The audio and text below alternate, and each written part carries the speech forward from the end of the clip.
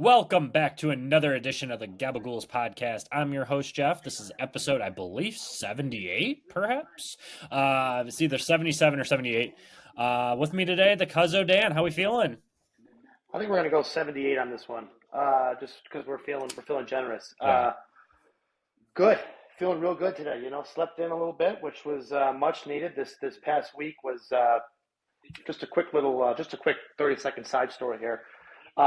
As you hundreds of thousands or millions of viewers at home that listen every week know, I drive for He Who Shall Not Be Named (UPS), and we had a little storm here, not this last Saturday, but 2 Saturdays ago, and they called us all in basically at 3 o'clock, and we had a bunch of deliveries to bring back. I myself brought back probably about 100 or so deliveries that I couldn't do, right?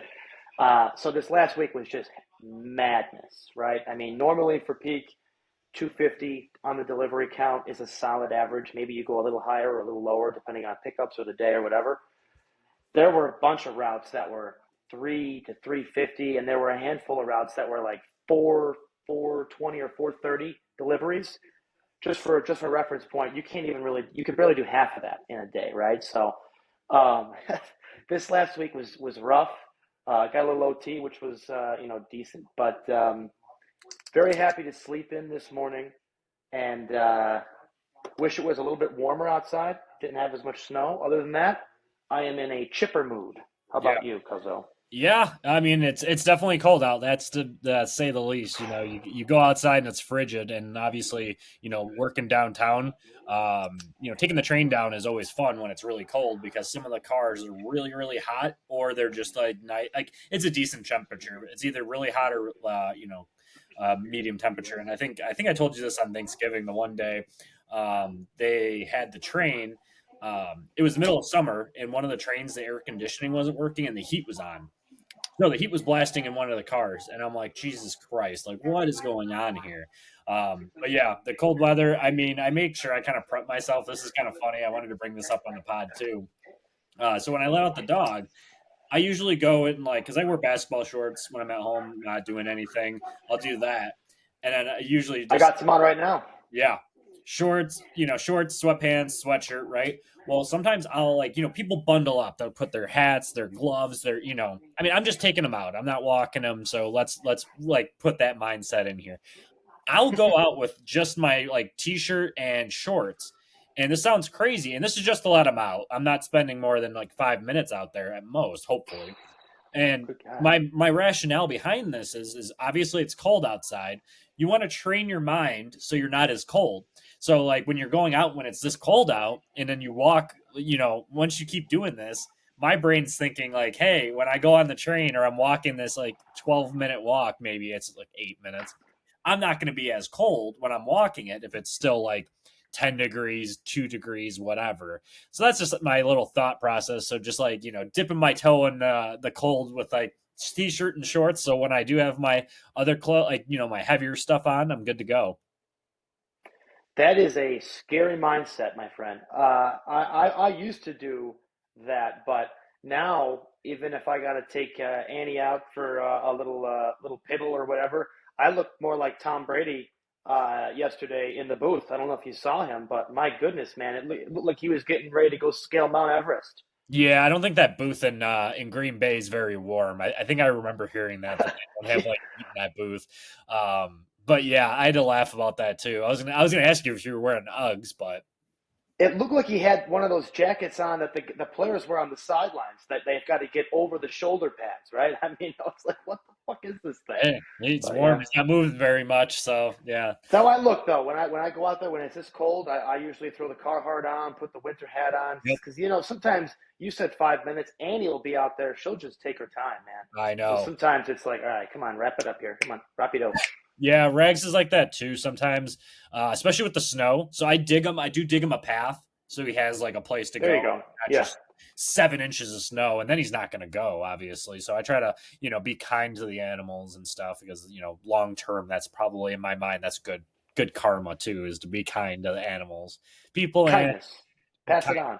Yeah, except for fantasy football, then just go to hell. But No, of course not. Yeah, I'll slaughter you by 200. yeah, and then I'll dance on your grave. But yeah, that's just the mindset. I don't know if that's a Midwest thing. I don't know if that actually works. It's probably some psychological thing where it just, you stay a little warmer when you go out in the cold. But yeah, you better hope that they go quick too. If not, you're sitting there like, okay, let's get going. Like this was a mistake. I Uh, start tapping the watch. yeah. What's something that might be heating us up though? How about the winter meetings? How about that heating up a little bit? We had some big moves. I'll just drop a couple for you, and we'll see what you think on them. Baltimore. This is a kind of a big one. Baltimore made that trade with Taylor Ward for Grayson Rodriguez, and my question to you is Grayson Rodriguez's arm completely fallen off that they gave him up for Taylor Ward? Yeah, I'm wondering that too, and people keep trying to frame it as it's a pretty even deal.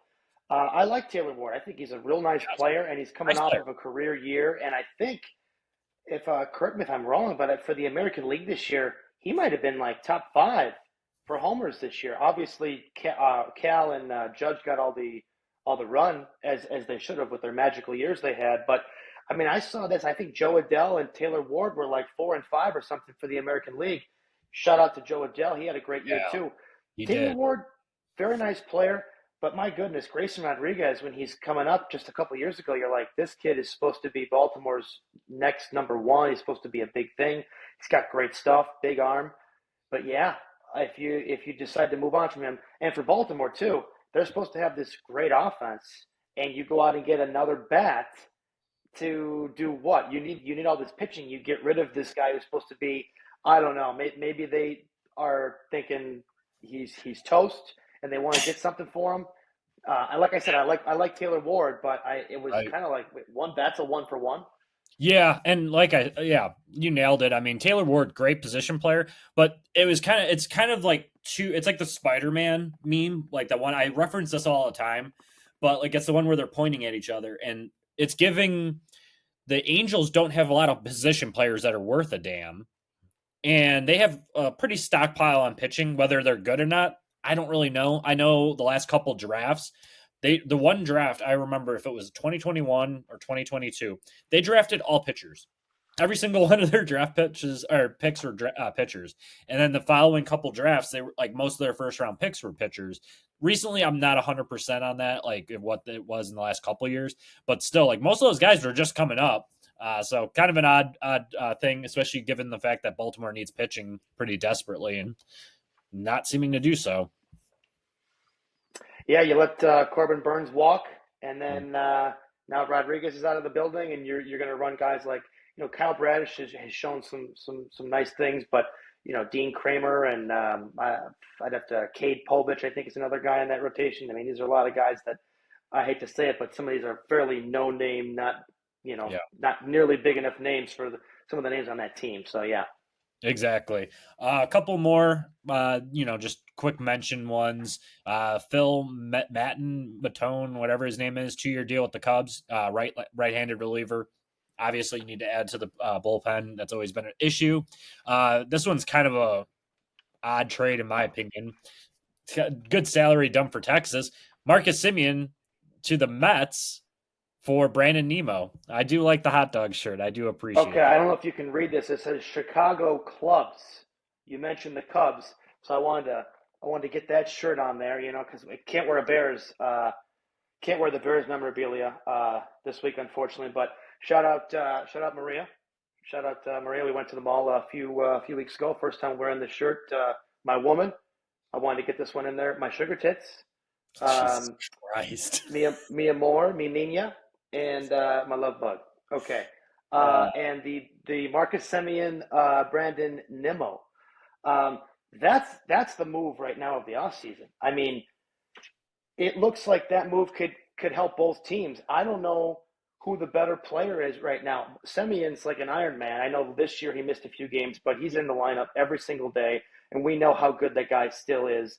And Nimmo quietly just puts up 20, 25 homers, gives yeah. you a solid 260, Super 280 consistent. average. He's got speed. He sprints to first base on every single walk. These are hard nosed, gritty guys. Um, I kind of like the move for both teams. I'm just surprised both teams decided to move these guys. And I think Texas was trying to shed payroll, and they actually added payroll with Nimmo. But I actually kind of like the move for both teams. What about you? Yeah, I liked anytime that you can get rid of a player that had a year like Marcus Simeon did, because obviously I had him in Dynasty when we were playing in that Dynasty league, and his I couldn't start him because he was just so bad this year. He Yeah, didn't put up any points, kind of fell off, and it was kind of surprising that Texas did as well as they did. Smart move because I think they have a top prospect in that plays like shortstop that they could probably move over to second base to replace him. Not a big deal. You replaced Adolis Garcia with Brandon Nimmo. I mean, that's a win-win. I mean, Adolis has been home run or bust for years. So yeah. hats off to them on that one. This next trade, I don't know who they got in return because it doesn't say, but Sonny Gray going to Boston. Thought that was kind of interesting too. Just adding more pitchers that seem to always be hurt. I thought I had that that guy Heim Bloom, I think, is running St. Louis now, and he was with Boston, and I think two of the players, or it might have been the only two players in that deal, Yeah. are going back there. There are a couple of pitchers. I forget their names. One of them is Clark. The other one is sorry, boys, but Sonny Gray. Hey, Pitcher Fitz. Dick Fitz. They got him for Dick Dick Fitz. Fitz. The Dick Dick Fitz. will give you fits. The Dick will give him fits, and he's got Brandon Clark, who is the left-handed prospect. So, I mean, Boston's also paying $20 million to cover the salary too, which is crazy. So they, Well, I mean, it tells yeah, you that your dark horse from this past season is making moves. They know that they're knocking on the doorstep. They know that if they get a healthy Roman Anthony for the whole season, along with if they can bring Bregman back, and you've got a lot yeah, of other good pieces over there. Your ex Garrett Crochet is yep. right there for winning a Cy Young. Um, There was a hair away, you know what hair away. We're keeping it PG for that one. yeah, We're yeah. not the Sopranos here. We're not going to say it. I mean, I kind of want to say it. Hey. But yeah, yeah. They added that, and it was smart. I think it was a smart move for Boston to add it because you could never. I think Giolito might be a free agent, so you got to replace him, and he wasn't really reliable the last couple of years anyway. So, the guy that for the most part has been kind of meh, and I was surprised he got signed for so much money, is Dylan Cease going to the Yeah, Toronto Blue Jays for 7 years, $210 million. I think that was a surprise. I wouldn't have given him 7 year deal. He's had one good year yeah. in his, and that was what 2021, where he almost won the Cy Young. He did have a no hitter, but I don't know. Smart move for Toronto. You need pitching, obviously, to kind of rack it back up, and your hitting's going to be there, but you can't rely on Jose Barrios. I think Chris Bassett might be out. Don't quote me on that one, but just looking through their depth chart, a lot of those guys might be free agents. So No, Toronto. The Cease signing was surprising, especially the years and the amount too. I didn't think that he would get 200 million. I thought he no, would get maybe 100 and maybe a little bit more than that, depending on how many years and the AAV and all that. But it's interesting because again, there's another AL East team that says we know we were this close to winning this year, and they have a couple of big moves to make. We know Bo Bichette is a free agent, but I think the Dylan Cease signing, I mean, that says, hey, we feel pretty good about our chances this next season as well. They went out, they had a heck of a run this year, which really helped them win that division, get in the playoffs. They brought up the rookie Trey Savage, who pitched his you know what off, um, and we'll see how he does next year with a full season. But you mentioned Barrios, that guy ever since he came up has not been consistent at all. And I think Shane Bieber's coming back for another year. He looked pretty yeah, good when he was just coming back from TJ, so he should be even better next year. Blue Jays are going to be good again. I think Boston's going to be better. AL East is, I mean, not that they were ever gone, but they're back. yeah. It's not just the Yankees out there, and another team that did make a move for pitching, like we brought up like you mentioned, a team that we said didn't add pitching they subtracted was they brought in Ryan Helsley, the Baltimore Orioles, 2-year contract, opt out after the first season. That seems to be the status quo with baseball contracts now. I heard that they're going to try to convert him into a starting pitcher, which I mean, it's not really shocking. I mean, he wasn't really that great with the Mets. After the Cardinals traded him, it was like, yep, see you later. So interesting move. Yeah, he went to Baltimore. You said right, Helsley. Yeah, Yeah, you know, they've had bad luck with Felix Batista the last couple years, and yeah, that too. Cano's a great eighth inning guy. Um, I don't know. We'll see if they try to have him become a starter. I know that when he was with the Mets, I think they were trying to have him throw a few more pitches and open up the arsenal. I think he actually did kind of well with some of that, but his numbers with the Mets overall were not great.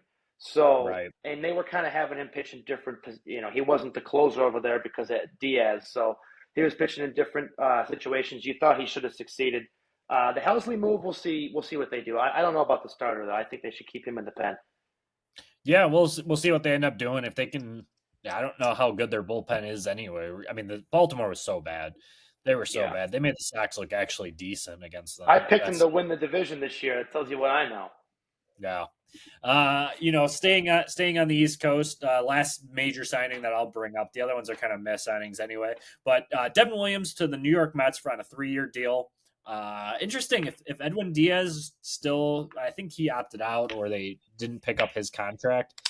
I think I he think opted he out. Yeah. opted out. So we'll see if they bring him back. He wasn't super dominant for them. I mean, this year he was okay, but I felt like last year he got absolutely destroyed. So we'll see what they end up doing with him. But Devin Williams, Brewers seem to know something when they trade away these closers. I mean, Hader's been good, but they seem to know something of just about that right time to get rid of your relief pitching. And he goes to the Mets, and it's kind of funny because a lot of Yankees fans were like sending him DMs, like about how much he sucks, and then how could you leave and stuff. And it's kind of funny because then he goes and signs, and they're like, "Well, we wanted you back." It's like, really? Didn't seem like it. I mean, he did blow a lot of games for them, so it's understandable. Yeah, Williams kind of came on a little bit, I think, towards the end of the season, but he wasn't. His tenure as a Yankee wasn't too great, and for him to go to the Mets, it's like you're going to another side of town there, and they're just as bad over there. So, Yeah.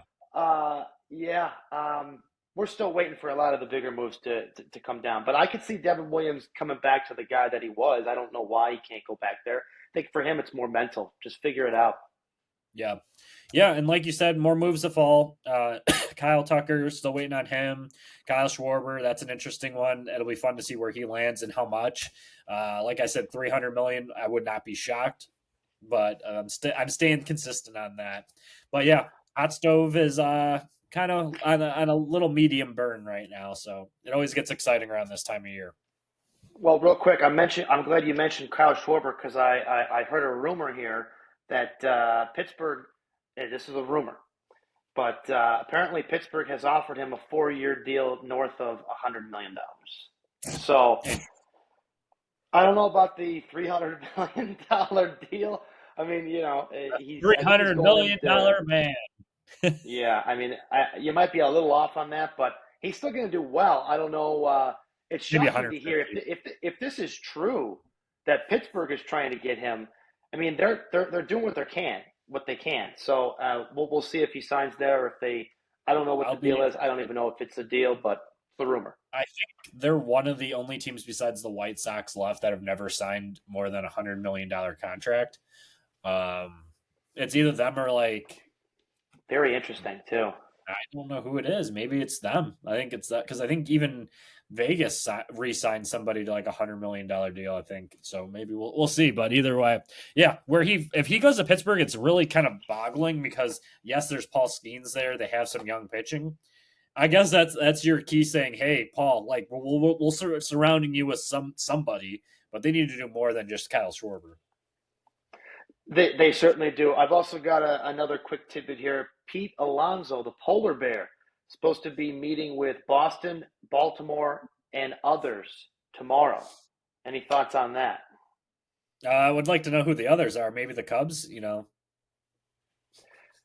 I don't know if we need the polar bear. Michael Bush had a pretty solid year at first. I'd like Pete. Come on, you I'd guys like another print arm though. money. You guys print money. Come on. So many people Hey, told me that over the last years, My goodness. talk to Tom Ricketts, man. I wish I'd What love to. happened? I'd like to get Bregman. Get me someone at third first. I mean, Bregman decided to opt out. A lot of people think he's going to re-sign and stay with Boston, myself Yeah. probably included. But he might go to the highest bidder. The Cubs were high on him last year. Detroit was high on him last year as well. I think both of those teams are in on him again.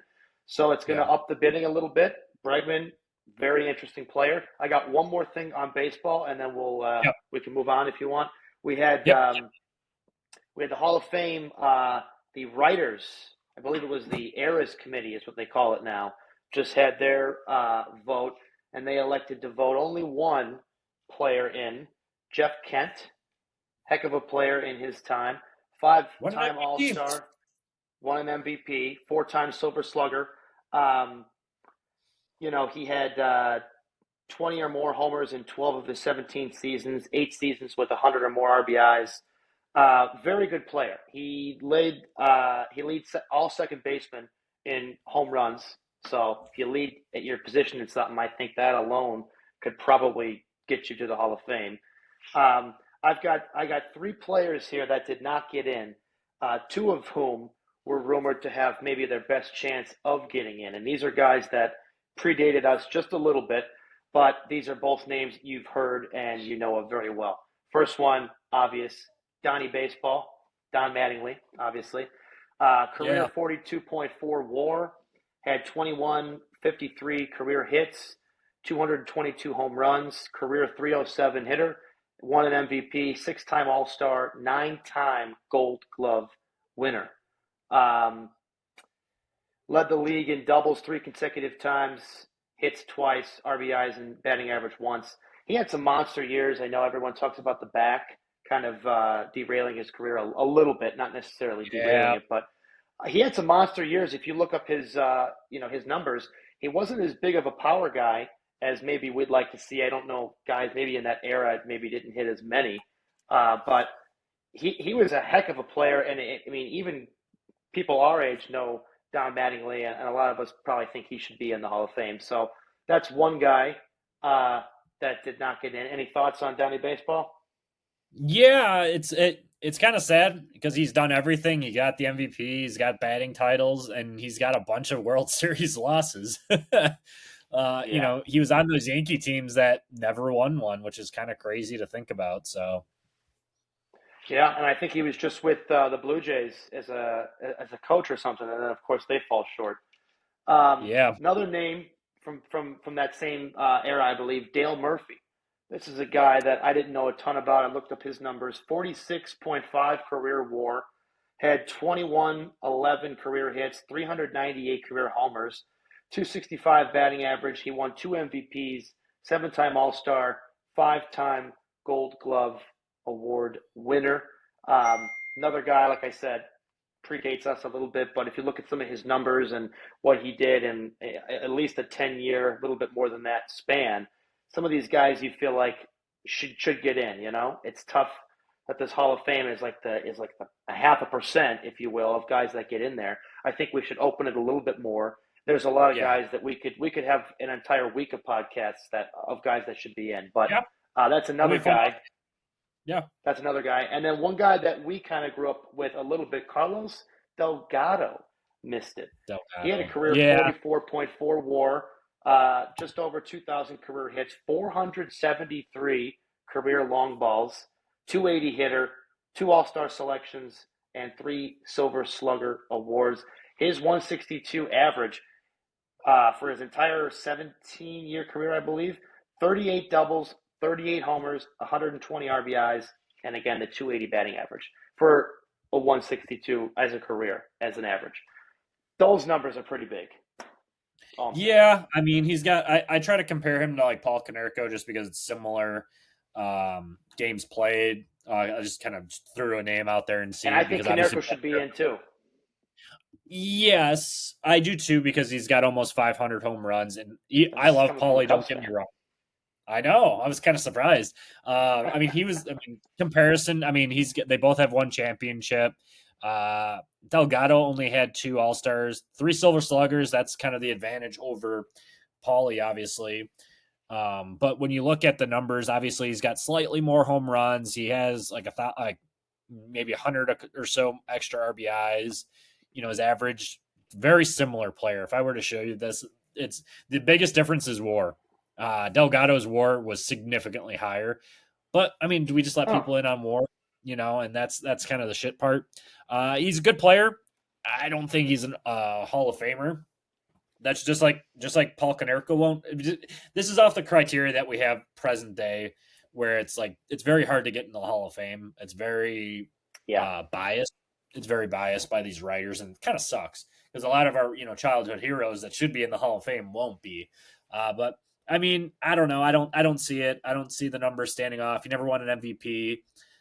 That's kind of the deciding factor for me. Is he now? Dale Murphy is kind of surprising. Two MVPs, longevity, Yeah. played 18 years. Now you could toss out the beginning of his career and then the end of his career because he didn't really do much those four last couple years. But kind of Which to me surprising that. almost makes it more impressive if you, like you said, you throw out those 3 or 4 years, and those averages Yeah, to me, you go up even more a little bit. So yeah, guys like Murphy and Mattingly, I think Mattingly. I mean, I hate to say with the numbers, maybe it's not all in the numbers, but the 222 career homers for me, a little low. But he had some other monster years and did a lot of other really good things, so he should be in. yeah, exactly. All right, that's the baseball for today. Let's talk some football. Alrighty, we start every week the fastest 2 minutes with Thursday night. Thursday night, which we saw the Lions are staying alive, staying alive. In the tough NFC, Detroit 44, Dallas 30. Titans do more with less to secure second win. Tennessee 31, Cleveland 29. Darnold continues dominant season with 3 touchdown blowout over Atlanta. Seattle 37, Atlanta 9. Good games by T-Law and E.T. Holy Toledo, Batman. That's 9 wins for the Jags. Jacksonville 36, Indy 19. Duval. Is JJ back? School, school, school. There you go. Means cheers in Scandinavian slang, if you did not know. Vikings 31, Washington Zippo. 2 interceptions from Burrow, along with massive comeback, equals Bills befuddle Bengals. Buffalo 39, Cincinnati 34. Call me Tyler O'Malley. Welcome to the Sugar Show. New Orleans 24, Tampa Bay 20. I like that one. Yeah. Steelers hold early lead to stay in first in AFC North. Pittsburgh 27, Baltimore 22. Sell the team. Miami 34, Jets 10. Simple and to the point. The Broncos were the better team. The Broncos won the game. Denver 24, Raiders 17. Mm-hmm. How about this one? Stafford is the Manford. MVP. Rams win big. Rams 45, Arizona 17.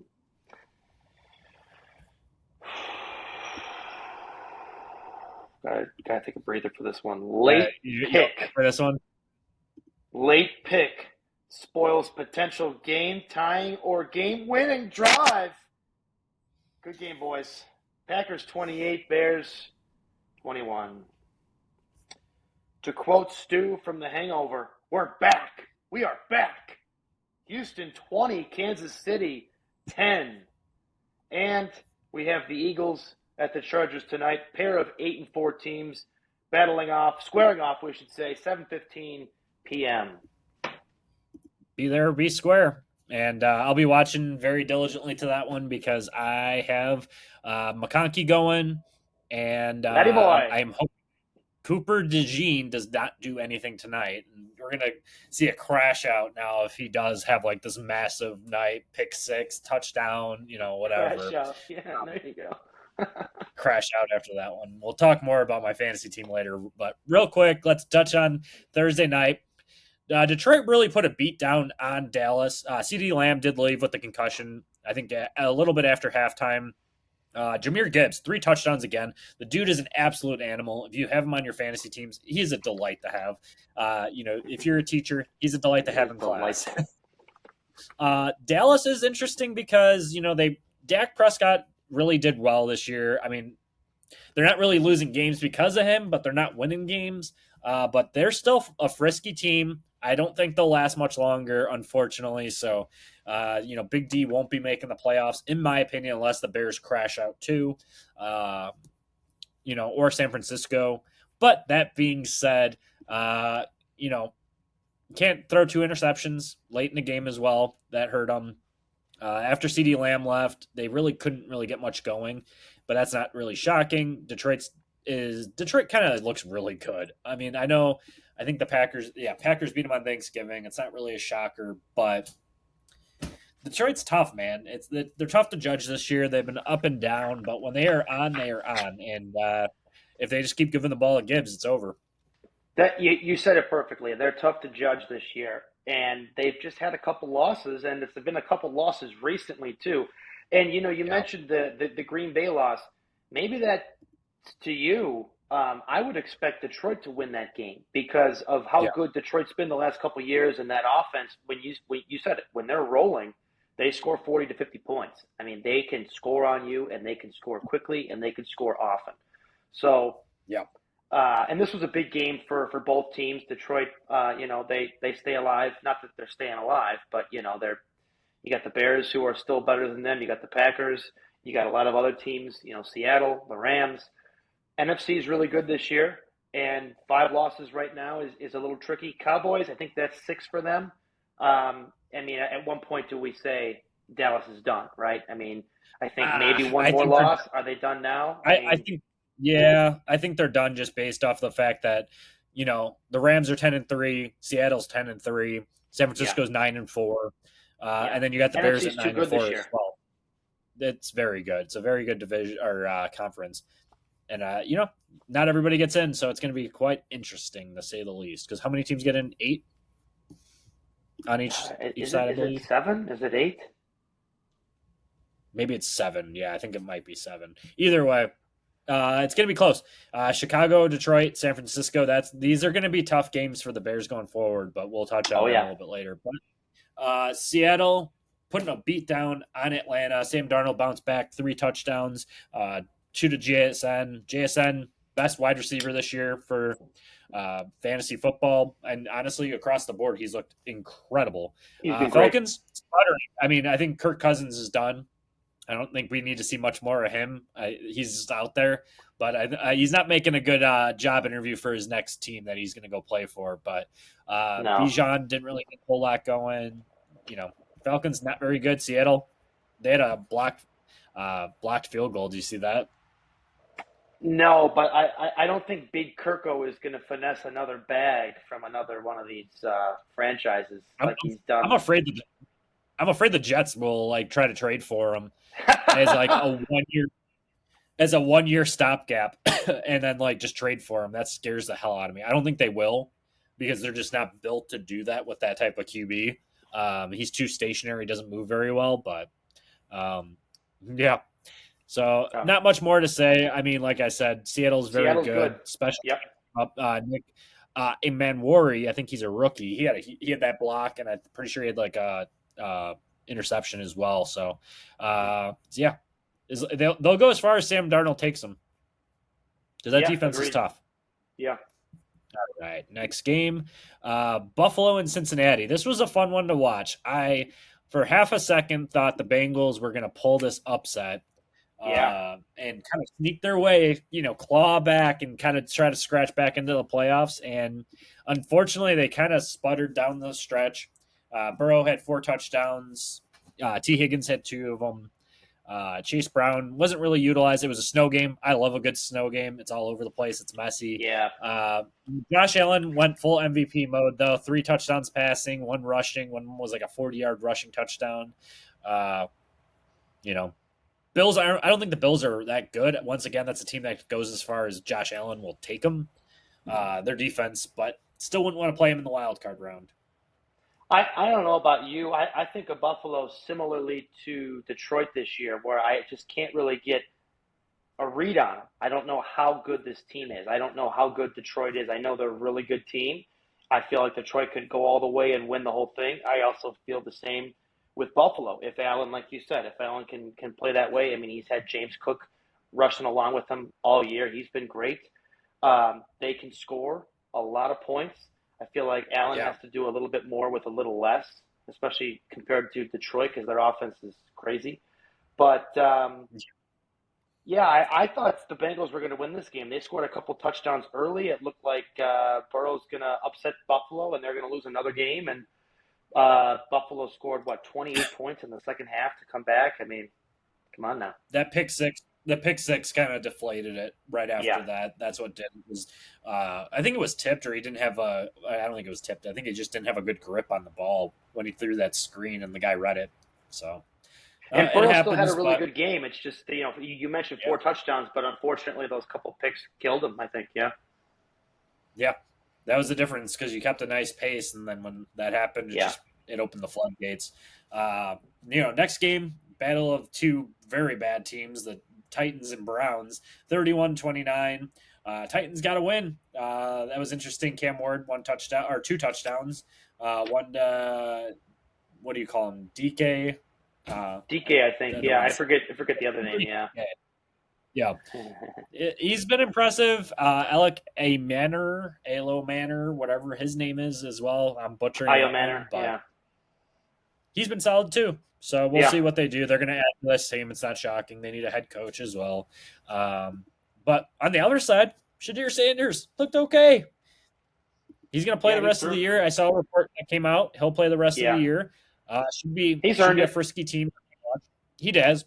And it'll be interesting to see. I don't think they draft a QB. I don't think they do that. I think they roll with him, sign a veteran backup. He's been decent enough for them to give him at least a year to see, I mean, anything's better than what they've been. I mean, no offense to Dylan Gabriel, but he hasn't been great. And Cleveland, with all these quarterbacks they've taken over, I don't know how many years it's been. It hasn't been great. He threw for, I think, 360, 364 or something. So if you can throw for that many with what you've got to work with over there, give him the last, there's 4 or 5 games left. Let's see what he can do. Yeah, Harold Fannin kind of jumped on the scene too. I think Njoku's contract's up after this year, so they got a replacement there.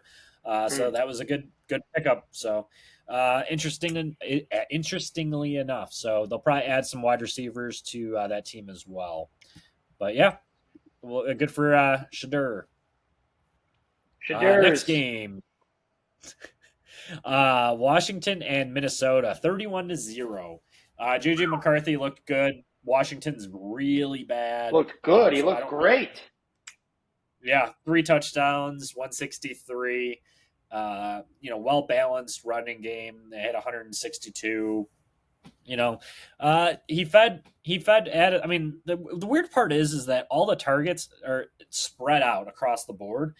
He's not really feeding Justin Jefferson. He only had 2 receptions for 11 yards. That's got to go up. He only had 4 targets. You got to feed him. You got to feed Jordan Addison. I know it's part of the game plan. I know there's still time for him to develop. I know last couple of weeks we were kind of shitting on him pretty heavily, but yeah, it's been rough sledding with McCarthy the last few weeks ever since he came back from his injury, and he's been banged up his first 2 seasons. Right, didn't play last year because had the surgery. And this year he's been banged up too. He got banged up in the first game or 2. Had to sit for a little while. Then he was just in concussion protocol, I think. So he's not had a clean first 2 years by any means. This was a good showing from him. Probably his best game as a pro. I'd have to go back and look, but of course I didn't start him this week either. So The rest of my team Yeah. in that league didn't do very well, so it's not going to matter. But of course, I don't start him this week. You said it though. You got to feed when you've got the best receiver in the league. If you want to give it to him or Jamar Chase or even JSN is probably in that conversation now. You got to feed a guy like that. You cannot have. He needs to have 10 targets minimum every game. I like Addison. I like some of the other guys they've got over there. I drafted Hawkinson in one league. Boy, has that been a rough pick this year. You got to feed Jetta. You got to feed him. Yep. He's hungry. Yeah, and then on the opposite side, the Commanders have been horrible. Jaden came back and got hurt again. Yeah, I know. I'm glad I didn't start him in a must-win matchup, too. I almost did. I was like going back and forth, and I looked at the matchup. I know that Minnesota blitzes like 55% of the time when there's a mobile quarterback. I couldn't risk it in a do-or-die game, and I'm glad I didn't because he looked horrible. And right now I'm kind of like looking at him like, man, I gave up Burrow and Chase. I got him in a couple picks and ended up turning it into Bowers and Bijan. But man, Jaden Daniels needs to show me something, brother. Yeah, he showed me something last year. So hopefully, you know what? This year, this was a sophomore slump, right? I think C.J. Stroud kind of had that too. And then look at his third year. They lose the first couple, and now the run they've been on with that defense. So Jaden will come back next year for you. He'll be fine. He'll figure some things out, and he'll be healthy. Don't worry. Yep, exactly. Next matchup, we got the sell the team Jets versus Miami, 34-10. I think this is Tua's first win in a cold weather game. I think previously it was like 0-8, which is hilarious. Well, when you come from Hawaii, I don't think you're used to playing in much snow. So no, and then he went to Alabama. It's not cold there. No. So I mean, they ran the ball a lot. To be fair, Devon Achane scored. Like he was tearing it up to start the game. Then he got hurt. Then Jalen Wright came in 100 yards and won. I mean, the Jets are a pathetic team. We know that. So not a whole lot to say. I mean, Tyrod got hurt after like 2 plays or 4 attempts. One thing we can say for sure, Brady Cook is not the guy.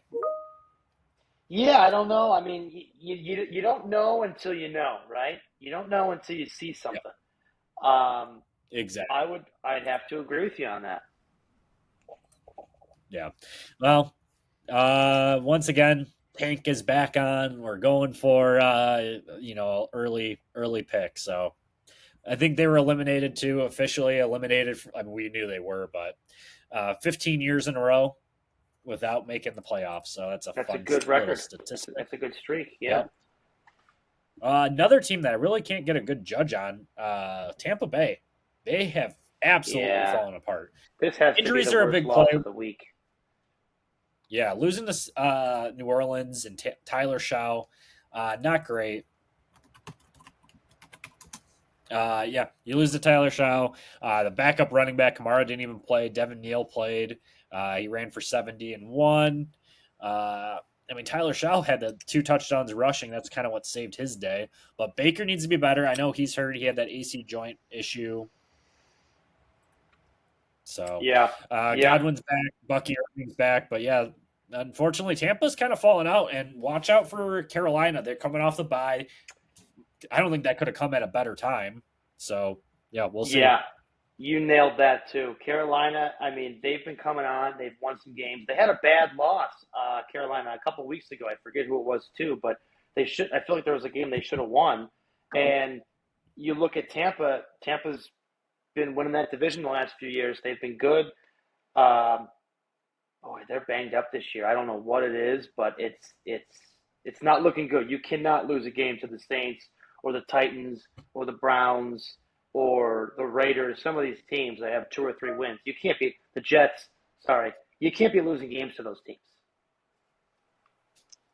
Exactly. So, yep. I really, like I said, I don't know what to think about that team's odd sliding ahead. But a team that has kind of come on strong, Jacksonville, 9-4, 36-19 over Indianapolis. Daniel Jones tore his Achilles. He's done for the year. I think you could pack it up for the Colts. Yeah. Colts are going to be starting Riley Leonard more likely than not, because I don't think Anthony Richardson's healthy either. So we'll obviously have to see where we go from here. But it looks like Riley Leonard will be leading them limping into the playoffs if they make it. I don't think they make it now without Daniel It's Jones. it's such a shame because just a couple weeks ago we're talking about the Colts and how good they were, and they've been one of the top offenses in the league the whole year with Daniel Jones under center. And Jonathan Taylor has had a season where he's healthy again, and he's been unreal this year. And now you lose another game or two recently, and then now Jones gets hurt for the season. I agree with you. I don't know if you've got enough offense to win another game or two the rest of the season, depending on who they have to play. And Right. I don't know if they're 8-5 now. I have to look Yeah, that up, but 8-5 now, and they're just teetering on that. It's going to yeah. be one of those things where it's like if 7 teams make it, they're on the outside looking in, because And if Houston's they're been on the hot, outside and looking then in already, then they're done. They're toast. I mean they have a two. The good thing is that they're tied, but they lose the tiebreaker, so that's the problem. Yeah, I'm going to go ahead and say they're done, but I'd also like to see their schedule. But yeah, they're done. You're done. You're done. Sorry, Go home. Indianapolis. JT had a good year, but not good enough Great apparently. year. Yeah. All right. Let's see. Last game of the 12 slate. Pittsburgh 27, Baltimore 22. Kind of tale as old as time. Lamar did not look very good.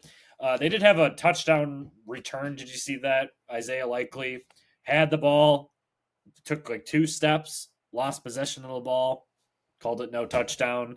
Once again, I don't know what a touchdown is.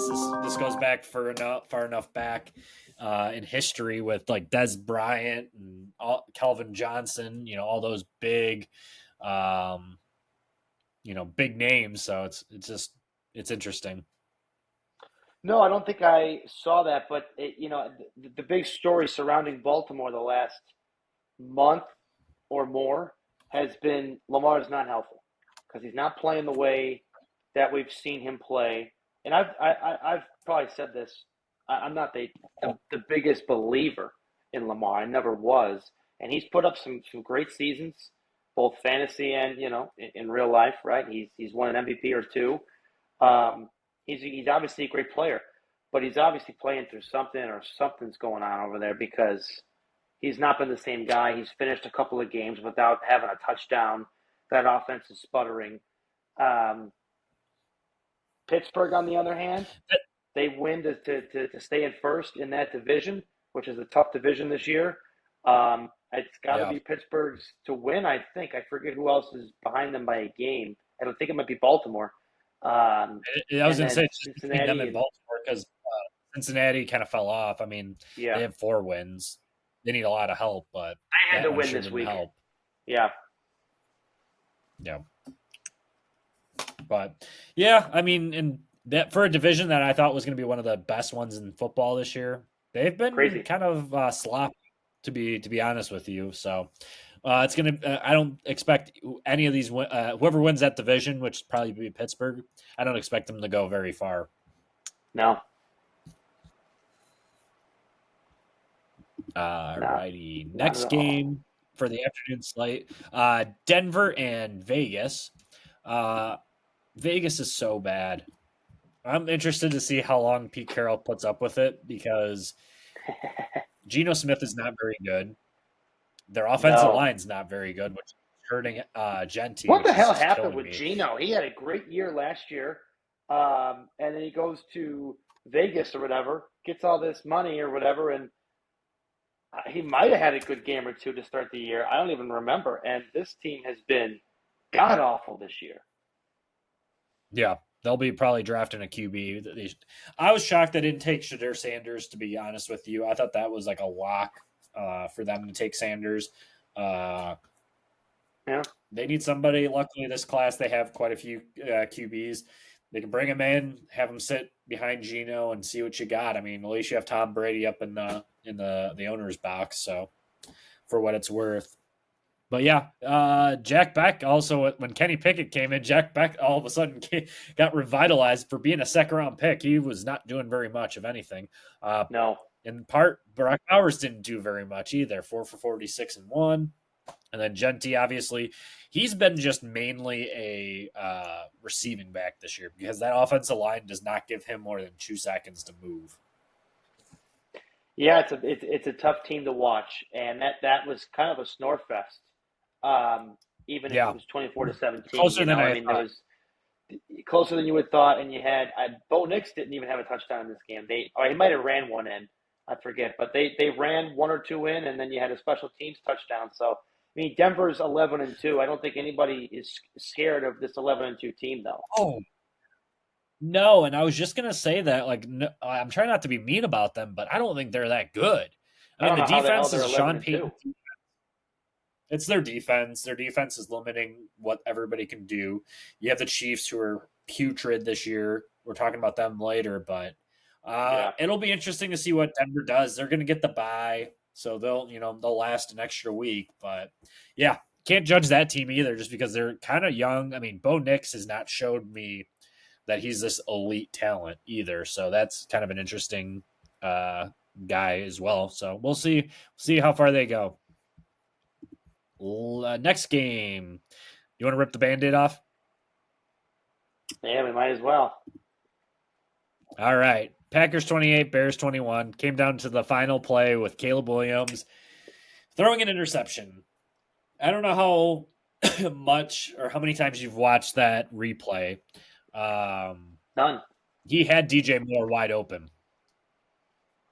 I didn't see it. I just know that he underthrew it. He had I don't know who he was throwing to, but he had him if he just put a little more juice on him, I think. But even then, it's like it was 4th and 1, man. It was a hell of a game. I don't know if we need to get the touchdown there. Yeah. 4th and 1, you had 3 timeouts. I mean, you need a touchdown. Don't get me wrong, but I mean, I know it gets tight. But get the first. You have 3 timeouts. Then you try to get it a little bit closer. You run some, motion. You might get an RPO going. That one hurts. That one hurts from me watching from the outside because they had that game. They would have tied it, but still, nevertheless, it's like one of those things where it's like, what were you doing? Like, what was your thought process doing it?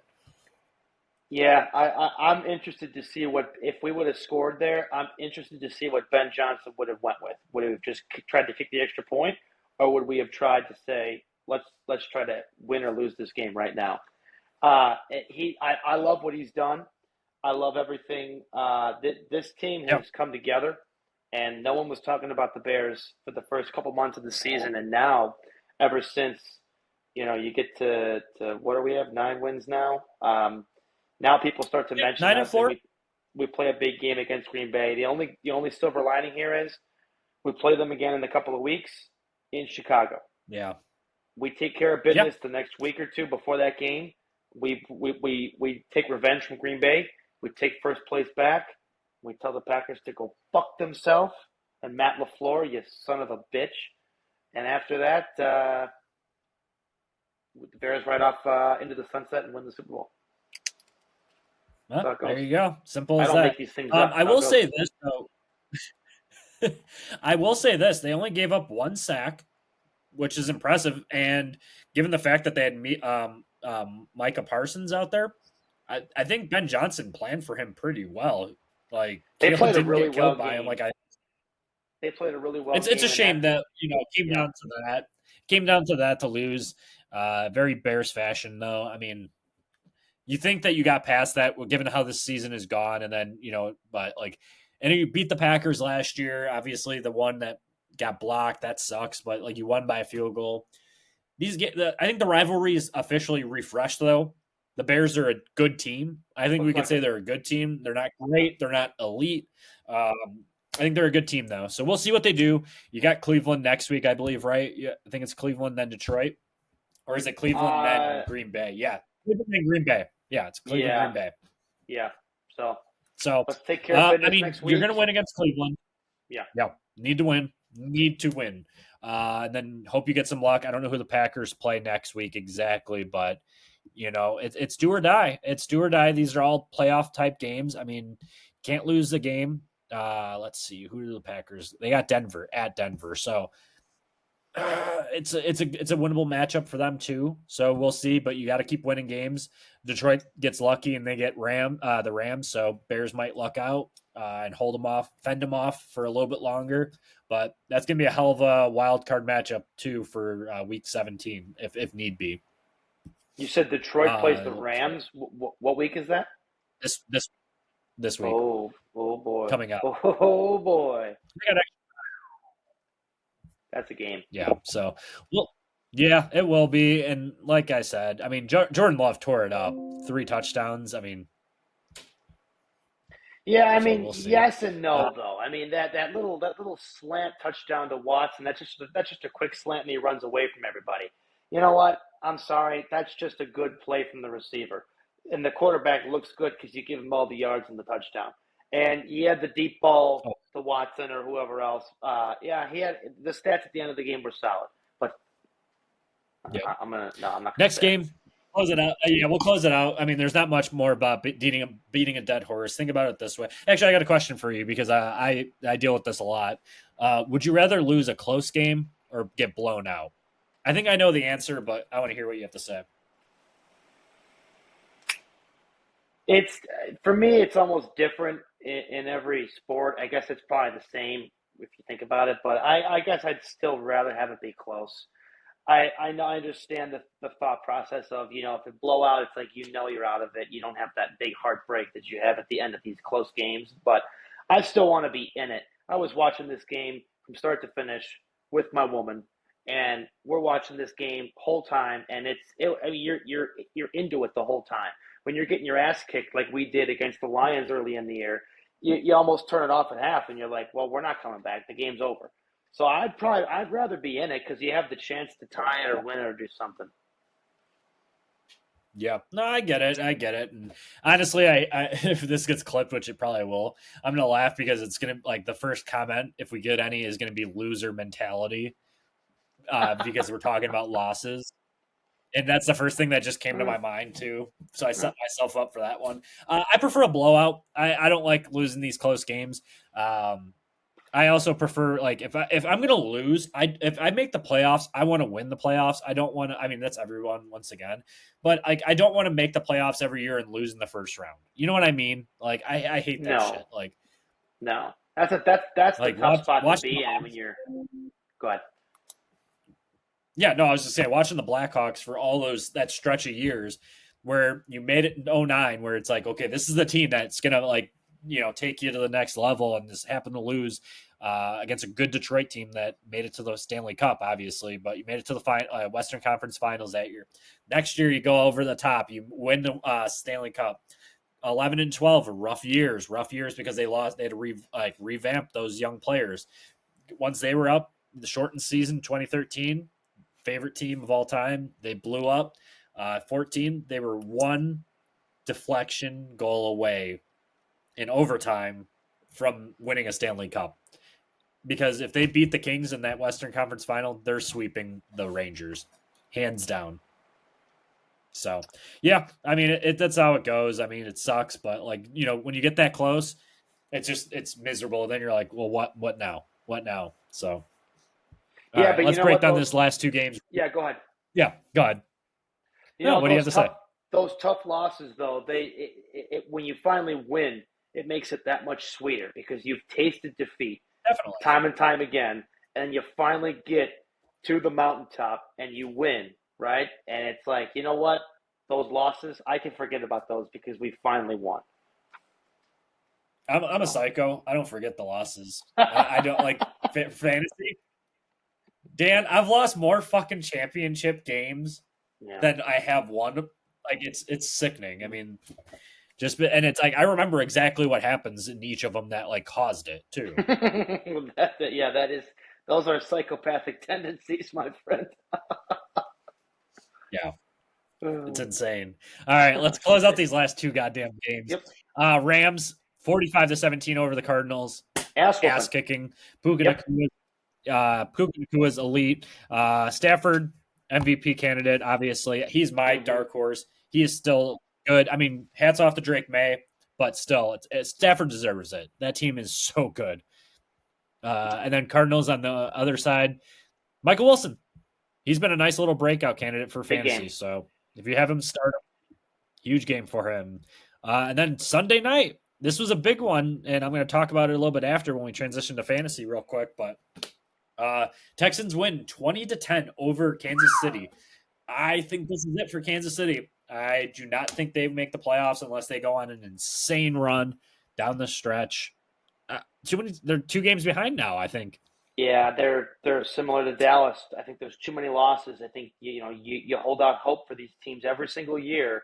When you get down to the week 12, 13, 14, 15, you say, okay, we can still make it if we win out. But there's too many things need to happen for some of these teams. And it is shocking to see that Kansas City, with this loss, a lot of people said Kansas City was going to lose this game because of Houston's defense was for real. Houston's been insane. Will Anderson, insane. He is, talk about putting your eggs in the right basket. When they traded up with the Cardinals to get that pick, a lot of people are like, what are you doing? You need all these X, Y, and Z. If you get a good defensive line, everything else falls into place. I think that's the biggest thing you could relate to the Bears. They have no defensive line. Yeah, Houston is one of those teams that at the beginning of the year I was like, all right, well, let's see what Houston shows me. And again, first couple games did not show me much. So I kind of wrote them off early. And now look at them. They've got 7 or 8 wins. They're at the top of the division or right there. They're good. They're very good. They're a scary team. And sometimes it's the team that gets hot at the end of the year. Houston's on a roll, like you said. Got a few more games to go. They can stay healthy. They're going to be a tough out in the playoffs. Yeah, I mean, there's going to be a lot of fun matchups this year, I think, for the playoffs, obviously. But yeah, go ahead. 2 things I actually forgot about in that game. 3 times Patrick Mahomes has thrown 3 or more interceptions. One of them, obviously, last night. And Patrick Mahomes also led the team in rushing yards. So if you've got to lead the team in rushing and you've got to throw the ball, you got to do too much for your team. So Kansas City, the weapons around Patrick, not getting it done. It's not Patrick's fault. He's trying to do too much right now because they need to win desperately. And that's why you see his 3rd career 3 or more interception game. Yep, nailed it on the head. I was just going to bring that up too, that he had the 3 interceptions. So it's going to be tough. But, I was happy that after that first half, I was getting a little nervous. We're switching to fantasy real quick. It came down to a do or die for my matchup. Jeremy and I are neck and neck. He's going to beat me. He's got Jalen Hurts, Devonta Smith, and Derwin James left. I'm up 24. I have Ladd McConkey. We're chalking this up as a loss, right? Luckily, the last playoff spot is by points, and your boy is sitting pretty with that. And this is all thanks to Pat, so shout out Pat on this one. As long as Cooper DeJean does not get a 25-point game, we're looking good. We're looking like the champ is going to make the playoffs by the skin of his teeth, and I will have a hell of a road to get back to the finals. But just get me in there. Just get me into the playoffs, baby. Just get me. So you're saying there's a chance, huh? There's a chance, man. Anyone can win any given Sunday. That bullshit, yeah. So we're gonna be interested. It's gonna be interesting down the stretch. But yeah, I was nervous last night because I needed Zach to lose for me to get in. Obviously, it's either I won. There's a couple scenarios. Basically, if I won, I could get in, but I also needed I could get in if I lose because of my points. But I need Pat to pull out the victory. So far, we're looking good. I'm probably jinxing it. We're going to end up seeing, Cooper DeJean go off tonight, but hopefully Herbert just spreads the ball away from him, keep him non-existent. So I'll be watching very diligently to that game and stressing the fuck out. But couldn't sleep last night. Could have been too many espressos. We got one of those little Italian coffee makers now that you heat up on the stove. You know what I'm talking about? The Bialetti? Is that what it's called? I don't know. That little thing you put the ground in that little thing. You put water at the bottom and then you screw it on. It's got the little handle. Yeah. Yes. Those are great. Yeah. we just got one, so we tested it out yesterday. We had 2 espressos after already having coffee, so I couldn't sleep after that, and also having that nerves of like, am I gonna make the playoffs? So yeah, it's gonna be a good for the most part did pretty well across the leagues. I'm gonna make it out of like 9 leagues. I'm making it in 7. One still was a rebuild, so just kind of building foundational pieces and see what we got. Let me ask you this So real quick. shout out. With the espresso shots and the nerves, how was your toilet last night? Oh, fine. Oh, fine. Okay, I didn't know if you had More the this nervous morning. shits with the espresso kicking in. No, I just like tossed and turned and I kept waiting for that damn game to end. And like I said at halftime, I'm like, Jesus Christ, Kansas City, they're throwing it to because he has Nico Collins too. He had Stroud and Collins going last night. And I'm like, avoid like the one guy that you can't have him catch the ball. He kept getting all these like 30-yard catches. I'm like, oh, this is over. I'm like sitting there. I'm like, just end it with a touchdown, and they never did. So we'll see, but Who you got tonight? don't look yet. Give me the Chargers. I like them too. I think Philly's in a bad spot right now, so I'm gonna go Chargers.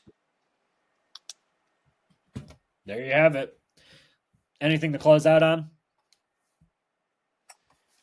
Baseball. Let's figure out this whole Hall of Fame voting process. These era committees, the ballots that we've got.